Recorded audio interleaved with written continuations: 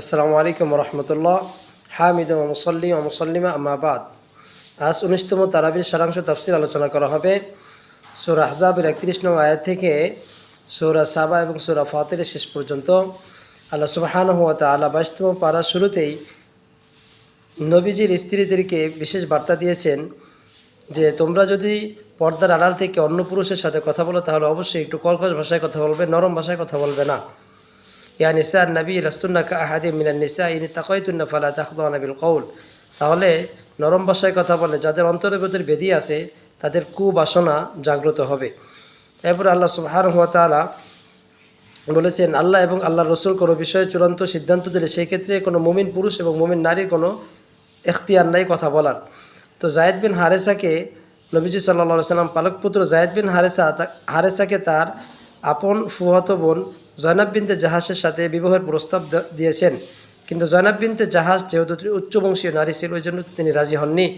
তো আল্লাহ তাআলা এই কোরআনের আয়াত নাজিল করছেন, তখন সে রাজি হয়েছিল। সেই কথা আল্লাহ তাআলা আলোচনা করেছেন। এরপর নবীজি সাল্লাল্লাহু আলাইহি সাল্লামের খতমে নবুয়তের বিষয়ে আল্লাহ তাআলা বলেছেন যে ইয়া মা কানা মুহাম্মাদুন আবা আহাদিম মিন রিজালিকুম ওয়ালাকিন রাসূলুল্লাহি ওয়া খাতামান নবিয়্যিন, যে আমাদের নবী হলো সর্বশেষ নবী, তারপর কোনো নবী নেই।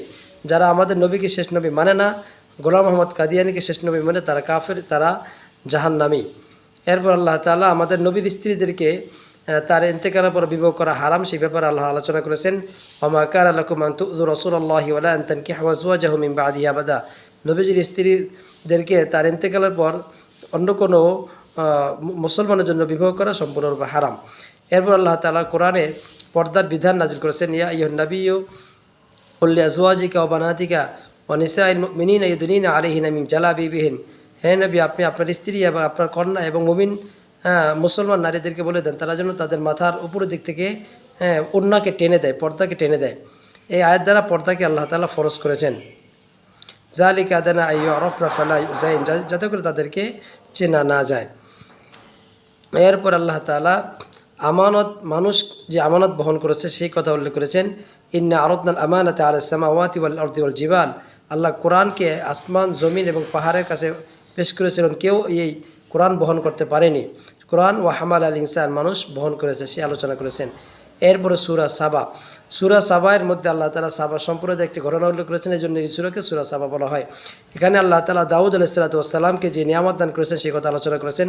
ওয়ালাকাদ আতাইনা দাউদা মিন্না ফাসলা ইয়া জিবালু আওবি মাআহু ওয়াত-তায়রা ওয়া আলান্না লাহুল হাদিদ। আল্লাহ তাআলা দাউদ আলাইহিস সালাতু ওয়াস সালামকে নবুয়ত দান করেছিলেন এবং ক্ষমতা দান করেছিলেন এবং এমন কণ্ঠস্বর দান করেছিলেন যখন তিনি তাসবিহ পাঠ করতেন আকাশের পাখিরাও তার তাসবিহ শুনত এবং পাহাড়ও তার সাথে তাসবিহ পাঠ করত। এবং তার হাতে লোহাকে আল্লাহ তাআলা নরম করে দিয়েছিলেন, কোনো আগুন ছাড়াই লোহা অত্যন্ত নরম হয়ে যেত, সেই লোহা দ্বারা তিনি বর্ম তৈরি করতেন। এরপর আল্লাহ তাআলা সুলাইমান আলাইহিস সালামের কথা আলোচনা করেছেন। ওয়ালি সুলাইমান রিহা গুদুবুহা শাহরু ওয়া রাওয়াহুহা শাহর। সুলাইমান আলাইহিস সালামের জন্য বাতাসকে অনুগত করে দিয়েছিলেন, সেই বাতাস এক মাসের সফরকে এক সন্ধ্যা, এক বিকালে, এক সকালে দূর দূরান্তে নিয়ে যেত। এরপর আল্লাহ তাআলা ওয়াসালনা লাহু আইনাল কিতর, তামার একটি ঝর্ণা তাকে দান করেছিলেন এবং জিনদেরকে তিনি কাজে লাগিয়েছেন। জিনরা কোনো যদি উলটপালট করতো তাহলে তাদেরকে শাস্তি দিতেন, সেই ক্ষমতা আল্লাহ তাআলা সুলাইমান আলাইহিস সালামকে দান করেছিলেন। এরপর আল্লাহ তাআলা সাবা সম্প্রদায়কে দুটি উদ্যান দান করেছিলেন, বাগান দান করেছিলেন। সাবা হলো ইয়ামানের সনা শহরের কাছাকাছি রানী বিলকিসের এলাকা। লাকাদ কানা লিসাবাইন ফি মাসকানিহিম আয়া জান্নাতানি আন ইয়ামিনি ওয়া শিমাল, তাদের ডানে বামে দুটি বাগান ছিল বিশাল। তো আল্লাহ বলছেন কুলু মিন রিজকি রাব্বিকুম ওয়াশকুরু লাহু, তোমরা খাও এবং সেখান থেকে আল্লাহ তাআলা শুকরিয়া আদায় করে খেয়ে। কিন্তু ফাআরাদু ফারসালনা আলাইহিম, তারা আল্লাহ তাআলার স্মরণ থেকে মুখ ফিরে নিয়েছিল। আল্লাহ তাআলা তাদের উপর বাদ ভাঙ্গা ঢল দিয়েছিল, সেই বাগানগুলোকে ধ্বংস করে দিয়েছিল, সেই কথা আল্লাহ আলোচনা করেছেন। এরপরে আল্লাহ সুবহানাহু ওয়া তাআলা সূরা ফাতিরের মধ্যে 3 শ্রেণীর মানুষের কথা আলোচনা করেছেন। সুম্মা আওরাসনাল কিতাব আল্লাযীনা ইসতাফাইনা মিন ইবাদিনা, আল্লাহ বলেন আমি আমার নির্বাচিত বান্দাদেরকে কিতাবের ইলম দান করি, কিতাবের উত্তরাধিকারী দান করি। কিতাবের উত্তরাধিকারী যাদের দান করি তাদেরকে আল্লাহ বলেছেন তারা 3 শ্রেণীর লোক মানুষ। ফামিনহুম যালিমুন লিনাফসি, যে এক শ্রেণী হলো নিজেদের প্রতি যারা জুলুম করে, অর্থাৎ ফরজ বিধানকে তারা ছেড়ে দেয় এবং হারাম কাজে লিপ্ত হয়। আর দ্বিতীয় শ্রেণী হলো অমিনহুম মুকতাসিদ, মধ্যমপন্থী, যে যারা ফরজ বিধানকে পালন করে এবং হারাম কাজ করে না, তবে তারা মাকরু এবং মুস্তাহাব কাজকে ছেড়ে দেয়। আরেক প্রকারের লোক হলো অমিনহুম সাবিকুম বিল খৈরাতি বিইজনিল্লাহ, যারা আল্লাহ তাআলার কল্যাণকর কাজে আল্লাহ তাআলার রাস্তায় যারা অগ্রগামী, তো তারা হলো সর্বোত্তম। আল্লাহ বলেন জালেমরা তারা জাহান্নামে যাবে এবং তারা আল্লাহর রসুলের সুপারিশ ছাড়া তারা জান্নাতে যেতে পারবে না। আর যারা মধ্যমপন্থী তারা আল্লাহর রহমতে তারা জান্নাতে যাবে, হয়তো আল্লাহ তাআলা শাস্তি দেবেন অথবা আল্লাহর রহমত দিয়ে জান্নাত দেবেন।